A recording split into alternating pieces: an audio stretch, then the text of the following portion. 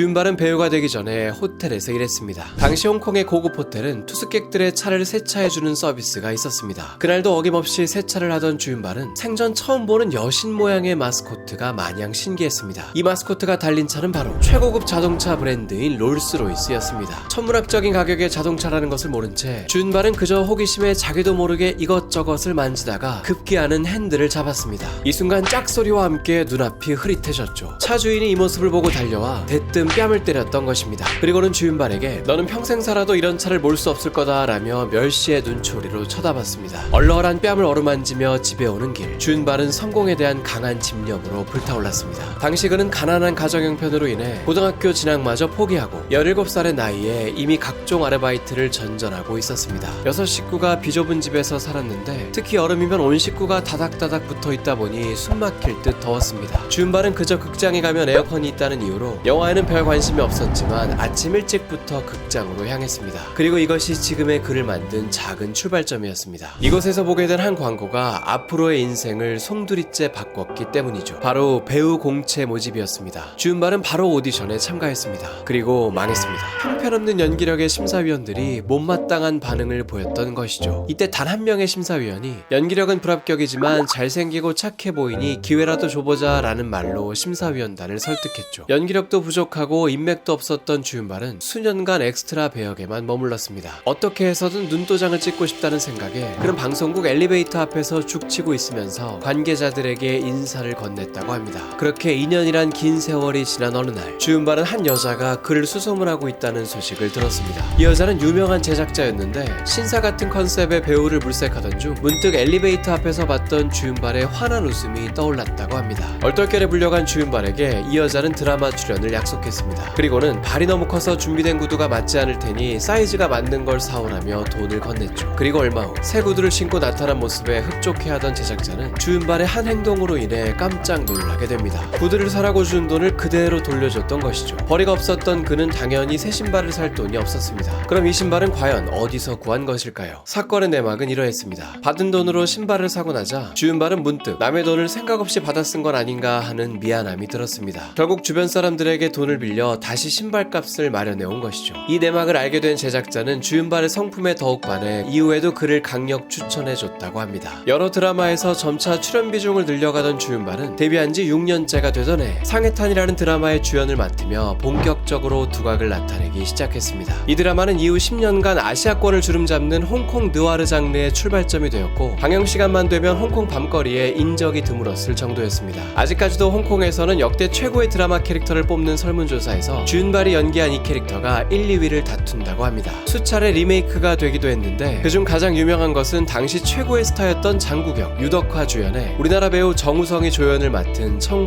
1996년작입니다. 이 작품의 이름을 따서 상하이물이라는 신장르도 생겨났는데 화려함과 암울함이 공존하는 1930년대 상하이를 배경으로 일본에게 침략당하던 시기를 조명하는 영화입니다. 이후 5년간 주윤발은 경성지역, 등대여명 등 일본과 항쟁하던 시기를 배경으로 한 영화에서 주로 활약했습니다. 나무주연상을 수상하기까지 하며 본격적인 전성기를 알렸죠. 이 시기 주윤발은 한국에서 영화를 촬영한 적도 있었습니다. 순성마라는 한중 합작 영화였는데 제주도와 오대산에서 촬영된 이 영화를 찍으며 주윤발은 처음으로 한국 땅을 밟았습니다. 빙판이 꽁꽁 얼 정도로 추운 겨울에 매일 한국 스태프들과 함께 따뜻한 갈비탕과 김치를 먹으며 몸을 녹였다고 합니다. 스타덤에 오르기 시작했던 20대의 주윤발은 젊은 나이임에도 기부에도 앞장섰습니다. 여기서 재미있는 사실은 이 기부로 인해 그는 인생 영화를 찍게 되었다는 사실이죠. 홍콩 영화계의 전설적인 감독 오우삼 감독이 신문을 읽고 있을 때였습니다. 소년소녀 가장들에게 장학금을 전달하는 주윤발의 기사를 보게 되었고 마침 배우의 급작스러운 하차로 인해 의협심 넘치는 캐릭터를 연기해줄 배우가 필요했던 그는 주윤발을 만나보기로 결심합니다. 오우삼은 훗날 첫 만남 때 느꼈던 주윤발의 첫인상을 이렇게 말했습니다. 따뜻한 마음씨와 현대사회에서 보기 힘든 의협심 그리고 기사도의 풍모가 느껴졌다. 이렇게 해서 찍게 된 영화가 바로 전설로 남은 그 영화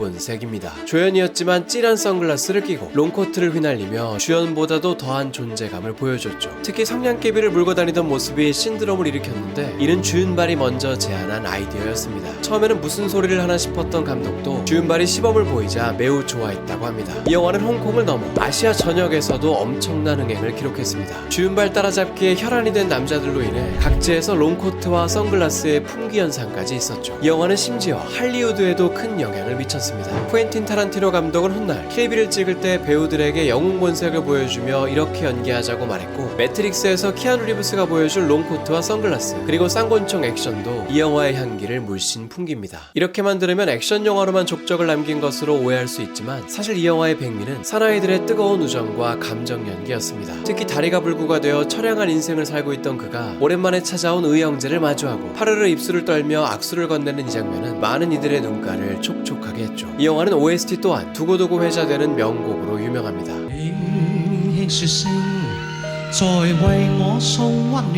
조연을 맡았던 장국영이 직접 부른 이 노래는 우리나라에서도 큰 사랑을 받았습니다. 영웅 본색의 어마어마한 흥행은 속편 제작으로 이어졌는데 주윤발의 인기가 주연을 초월하다 보니 재미있는 상황이 벌어졌습니다. 1편에서 죽은 그를 어떻게든 다시 출연시키기 위해 사실은 쌍둥이 형제가 있었다는 설정을 급하게 추가한 것이죠. 이렇게 해서 주윤발은 2편에도 출연할 수 있었고 3편은 아예 주윤발을 단독 주연으로 내세우며 바야흐로 그 인기를 실감나게 했습니다. 영웅 본색 2편이 개봉했을 당시 주윤발은 우리나라 극장을 돌며 무대 인사를 한 적도 있었습니다. 인파가 어마어마하게 몰려 유리창이 깨지기도 했으며 사람들이 하도 잡아당겨 옷이 찢어지기도 했습니다. 이 영화의 주연 배우이자 함께 내한했던 정용은 팬들이 몰려들 때마다 자신 주변만 횡해 씁쓸해했다고 합니다. 주윤발의 폭발적인 인기는 국내 최초 외국인 TV 광고라는 기념비적인 사건도 만들어냈습니다. 지금은 생소한 이야기지만 당시 우리나라의 방송법은 외국인의 광고 출연을 규제했습니다. 이때 내세웠던 이유는 광고에 외국어를 남용하거나 외국인 모델을 주역으로 내세우면 과도하게 왜곡 분위기가 조성된다는 것이었습니다. 1989년에 이르러 이 조항은 삭제되었고 이에 주윤발이 역사적인 국내 TV 광고 외국인 모델 1호가 될 수 있었던 것이죠. 이 광고는 바로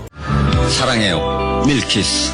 밀키스였습니다. 당시 TV 광고로는 이례적인 제작비가 투입되어 흡사 홍콩 액션 영화처럼 헬기와 오토바이 추격 장면을 연출했습니다. 밀키스는 대박 홍보 효과를 누렸으며 특히 사랑해요 밀키스는 당시 유행어가 되기도 했죠. 그런데 이 광고가 또 대박이 나자 광고심의소위원회는 다시 외국인 출연 금지를 논의했습니다. 외국 선호 사상이 심화되어 전통 문화와 미풍 양속을 해칠 우려가 있다. 광고 제작비 증가에 따라 소비자의 부담이 커진다라는 이유였습니다. 그러나 한 달 만에 다시 외국인 출연을 허용하는 것으로 정책이 확정되었고 그렇게 해서 장국영의 초콜릿 광고, 소피 마르소의 화장품 광고, 그리고 맥컬리 컬킨의 컴퓨터 광고 등 해외 스타들이 우리나라 광고에 진출하기 시작했습니다. 그럼 저도 여기서 광고 하나 하고 이어가겠습니다. 뭐요? 사랑해요 노드 VPN. VPN은 클릭 한 번으로 국내에 막혀있는 모든 서비스들을 이용하게 해주는 어플입니다. 예를 들어 우리나라에서는 재생되지 않는 실시간 스포츠 중계도 이렇게 노드 VPN을 이용해 접속 국가를 미국으로 설정하고 다시 새로 고침을 하면 바로 생생한 중계를 즐길 수 있습니다. 또 인터넷 활동을 암호화해주기 때문에 해킹이나 개인정보 보호에도 탁월합니다. 카페 같은 곳에서 공용 와이파이를 많이 쓰는 분들이라면 특히 맘 편하게 인터넷을 이용할 수 있죠. 혹시 VPN 서버도 위험하지 않냐고요? 노드 VPN은 제로로그 정책이 있어서 사용자가 이용한 내역들을 전혀 기록에 남기지 않습니다. 그러니 무료 VPN에 비해 더 안전하고 속도 또한 빠릅니다. 지금 보시는 저희 추천 링크를 통해 가입하시면 70% 할인된 가격인 월 4,300원 정도로 2년 플랜을 이용하실 수 있습니다. 게다가 더보기란에 있는 저희 링크를 통해 가입하시면 1개월 추가 혜택도 더 드립니다. 하나의 플랜으로 최대 6개의 기기까지 이용 가능하니 VPN이 필요하신 분이라면 이 기회를 꼭 잡으시면 좋겠습니다. 주윤발은 로맨스 연기에 있어서도 대활약을 펼쳤습니다. 그중 하나가 뉴욕을 배경으로 한 멜로 영화 가을날의 동화였죠. 투박하면서도 어리숙한 청년을 연기하며 터프한 액션에서 벗어나 섬세한 감정 연기를 선보였습니다. 이 영화는 키스씬은커녕 그 흔한 손을 잡는 장면조차 나오지 않습니다. 그럼에도 이런 순수하고 서툰 사랑 이야기는 그 어떤 로맨스 영화보다도 더욱 애틋함과 애절함을 자아냈습니다. 분위기 있게 담아낸 80년대 뉴욕과 감성적인 음악까지 맞물려 많은 이들의 눈가를 촉촉하게 했죠. 이 영화는 20년이나 지난 2001년 홍콩인이 가장 좋아하는 영화 설문조사에서 당당히 1위를 차지하기도 할 정도로 오랜 세월 많은 사랑을 받았습니다. 특히 청순한 이미지의 종초홍과 잘 어울린다는 반응이 많아 이들은 이 영화 이후에도 많은 영화를 같이 찍게 되었죠. 영웅 본색과 가을날의 동화로 아시아 대스타로 부상한 주윤발은 이제 더 왕성한 활동을 하기 시작합니다. 그리고 망했습니다. 지나친 다작 활동으로 인해 식상해지기 시작한 것이죠. 1년에 무려 10편에 달하는 영화를 찍었는데 이렇게 많은 작품을 출연하게 된 이유가 참으로 주윤발스러웠습니다. 주윤발이 아시아 대스타로 떠오르자 여기저기서 러브콜이 쇄도했는데 무명 시절 도움을 받았던 감독과 제작자들이 많다 보니 거절하지 못하고 모두 받아들였다고 합니다. 이 시기 홍콩 영화사들은 앞다투어 비슷한 류의 영화들을 공장처럼 마구 찍어내던 시기였습니다. 그러다 보니 작품성은 점점 떨어져 갔고 대중들도 실증을 느끼기 시작했습니다. 시작했죠. 그렇게 한 시대를 풍미한 홍콩 영화는 서서히 몰락하기 시작했습니다. 다작 활동을 하던 와중에도 주윤발의 명작들은 간간히 나왔습니다. 그중 하나가 바로 도시인이었습니다. 기억상실증에 걸린 전설적인 도박사로 등장했죠. 도박의 신일 때의 카리스마 넘치는 모습과 기억상실증에 걸린 후에 바보 같은 모습을 동시에 연기하며 마치 1인 2역 같은 연기를 펼쳤습니다. 흥행에도 크게 성공하며 이듬해에는 주성치 주연의 도성이라는 영화에서 패러디되기도 했죠. 이 슬로우 모션으로 걸어 들어오는 장면을 이렇게 패러디했습니다.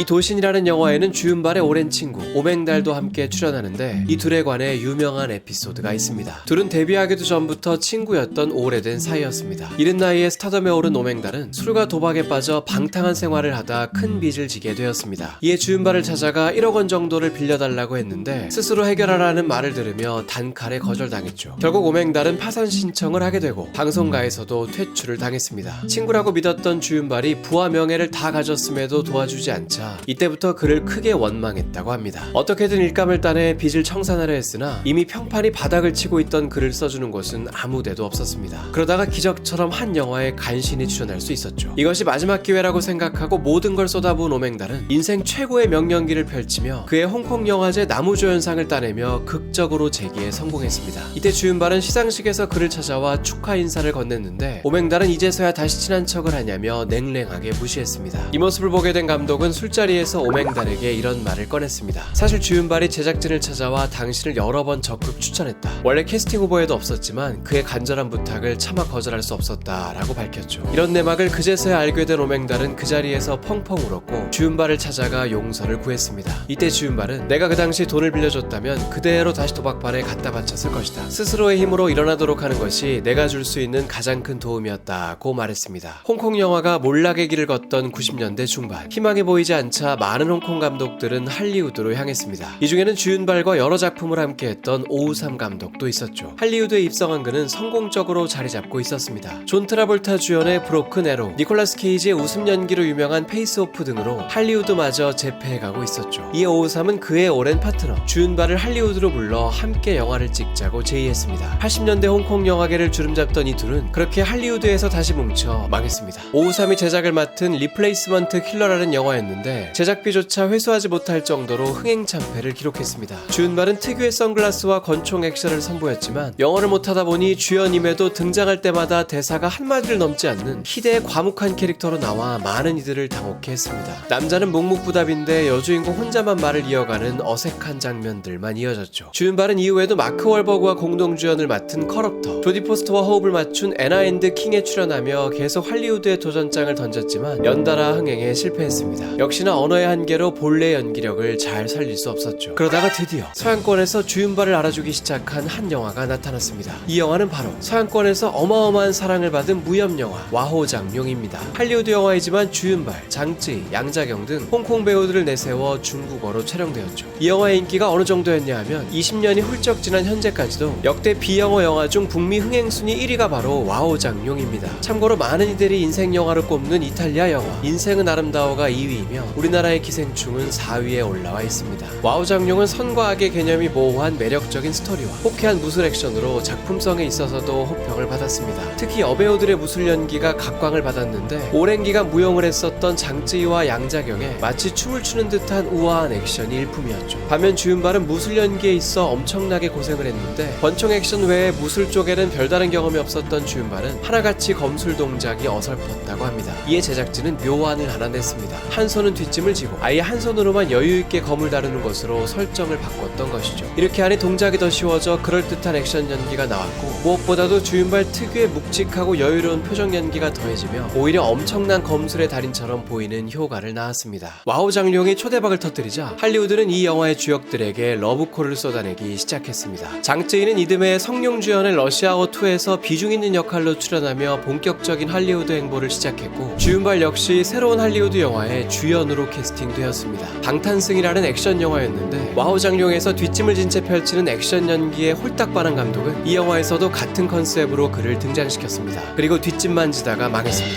영화 초반에는 출렁다리에서의 아슬아슬한 액션씬에 기대치를 잔뜩 끌어올리더니 후반부로 갈수록 식상한 전개와 액션의 혹평을 받으며 결국 흥행에 실패했습니다. 언어의 한계가 있었던 주윤발은 할리우드에서는 특유의 다채로운 연기를 보여줄 수 없었습니다. 맞는 배역이라고는 그야말로 평면적인 동양인 캐릭터뿐이었습니다. 무술을 펼치거나 쌍권총 액션이 빠지지 않았죠. 그런 그에게 설레는 소식이 들려왔습니다. 평소 좋아하던 캐리비안 해적 시리즈의 차기작에 출연하지 않겠냐는 제의였죠. 그렇게 대형 프랜차이즈에 합류한 주윤발은 할리우드에서의 도약을 다시 한번 꿈꿨습니다. 그러나 긴 손톱에 기괴한 수염, 부들부들 화만 내는 1차원적인 캐릭터 설정, 게다가 중반 이후부터는 등장도 하지 않는 아쉬운 비중으로 주윤발의 할리우드 대성을 기대했던 팬들은 좌절했습니다. 원래는 홀로 여러 명을 제압하는 액션씬도 있는 등 비중이 더 클 예정이었지만 그마저도 최종 편집 과정에서 전부 삭제됐습니다. 게다가 중국에서는 중국인을 비하하는 캐릭터라는 이유로 주윤발의 분량을 대거 삭제한 채 개봉되기도 했죠. 그러나 그의 순환시대는 여기서 끝이 아니었습니다. 어찌어찌 연명하던 할리우드에서의 수명을 단숨에 끊어버린 전설적인 영화가 있었죠. 이 영화는 바로 드래곤볼 에볼루션입니다. 전 세계적인 인기를 끈 전설적인 만화 드래곤볼의 실사화 영화였죠. 아직까지도 만화 원작 영화 중 최악의 사례로 언급될 정도로 참혹한 평가를 받았습니다. 주윤발은 여기서 능글맞은 캐릭터인 무천도사 역할을 맡아 할리우드에서 처음으로 코믹한 배역을 연기했습니다. 이 영화에는 오늘날의 왓썸맨 박준영도 출연해 우리나라에서 화제가 되었었는데 촬영 때 그를 처음 만난 주윤발이 사랑해요 밀키스 라고 말을 건네 둘은 금세 친해졌다고 합니다. 주윤발은 이 영화의 홍보차 한국을 방문한 적이 있었습니다. 이 행사에서 참 재미있는 발언이 나왔죠. 이번 영화에 출연하기로 한 특별한 이유가 있냐는 질문에 사실 저는 별로 내키지 않았지만 아내가 명품 가방을 사야 한다고 출연시켰습니다 라고 말해 좌중을 폭소케 했습니다. 주윤발의 할리우드 행보는 그렇게 아내에게 명품백을 남긴 채 막을 내렸습니다. 이제 주윤발은 다시 홍콩으로 향했습니다. 이곳에서 공자 춘추 전국시대, 조조 황제의 반란 등 홍콩이나 중국 영화에 출연하며 활동을 이어갔죠. 주윤발은 홍콩과 중국 사이에서 민감한 분쟁이 생길 때마다 늘 홍콩 편을 드는 것으로 유명합니다. 이에 미운 털이 박혀 중국 본토에서 출연을 금지시킨다는 말이 나오자 그럼 돈을 조금 덜 벌면 그만이다 라는 쿨한 답변을 했습니다. 어마어마한 부를 가졌음에도 주윤발은 돈에 집착하지 않고 근검절약하는 것으로 유명합니다. 2G 핸드폰을 17년이나 쓰다가 완전히 고장난 후에야 처음으로 스마트폰으로 바꿨으며 평소 입고 다니는 옷도 편하기만 하면 그만이다 라는 생각으로 재래시장에서 싼 것들만 구매한다고 합니다. 2015년에는 환갑 파티를 하는 사진이 공개되었는데 동네의 허름한 단골 식당에 케이크를 사들고 와서 소박한 파티를 즐기는 모습이었습니다. 20여 명의 친구들이 함께했지만 음식값은 43만원이 전부였죠. 홍콩 최고 스타의 환갑 파티 치고는 너무 썰렁한 것 아니냐 하는 질문에 내가 좋아하는 음식을 잔뜩 먹어서 너무 행복했다. 너무 많은 음식이 나와서 무엇부터 먹어야 할지 모를 지경이었다 라고 웃으며 답했습니다. 이렇듯 주윤발은 큰 돈을 들이지 않고도 소박한 행복을 즐기는 법을 잘 알았습니다. 주윤발은 심지어 재산의 99%를 기부하겠다는 공언까지 했습니다. 8천억 원이 넘는 재산이 있는데 이를 전부 사후, 사회단체에 기부하겠다는 약속을 한 것이죠. 그 이유를 묻자 내가 벌었어도 돈이라는 건 내 것이 아니라 내가 잠시 보관하는 것뿐이다 라는 말을 했습니다. 이 재산 중 절반은 부인이 재테크를 통해서 만든 것이라고 하는데 부인도 이런 주윤발의 결정에 흔쾌히 동의했다고 합니다. 주윤발에게는 친자식이 없습니다. 그 이유는 한 안타까운 사건 때문이죠. 출산을 불과 한 달 앞둔 시점 평소 발길질도 하며 활발하게 움직이던 뱃속 아가가 그날따라 유독 조용했습니다. 병원에 가보니 하루아침에 유산되었다는 끔찍한 소식을 들었죠. 수술이 끝나고 처음이자 마지막으로 아이를 안으면서 아내는 왜 하필 내게 이런 일이 라는 생각에 눈물이 멈추지 않았습니다. 주윤발은 이때 한 번도 밖에 나가지 않고 일주일 내내 병실에서 함께 있으며 심지어 잘 때조차도 한 침대에서 꼭 껴안고 잤다고 합니다. 그러나 아무런 예고 없이 하루아침에 아이를 잃은 충격은 너무나도 컸고 이 우울증은 몇 년간 계속되었습니다. 이 모습을 지켜보던 주윤발은 두 번 다시 이런 아픔을 겪게 하고 싶지 않다는 생각에 평생 아이를 낳지 않겠다고 결심했죠. 이때를 계기로 이 부부는 자식에게 줄 사랑을 다른 사람들에게 주겠다는 마음으로 살아왔다고 합니다. 현재 주윤발은 2018년 무쌍이라는 영화를 끝으로 차기작 없이 홍콩에서 지내고 있습니다. 늘 대중교통을 타고 다니고 등산을 즐기다 보니 심심치 않게 목격되고 있죠. 그는 사람들의 사진 요청을 절대 거부하지 않는다고 합니다. 내가 사람들과 사진 찍는 것은 2초도 걸리지 않지만 이 짧은 2초로 인해 그분들은 물론 덩달아 나도 기분이 좋아진다 라고 말했습니다. 저도 2초면 누를 수 있는 좋아요와 구독 버튼 꼭 받고 싶습니다. 오늘도 긴 영상 끝까지 시청해주셔서 감사드리고요. 오신 김에 추천 영상도 하나 더 보고 가셨으면 좋겠습니다. 그럼 다음 영상에서 만나요.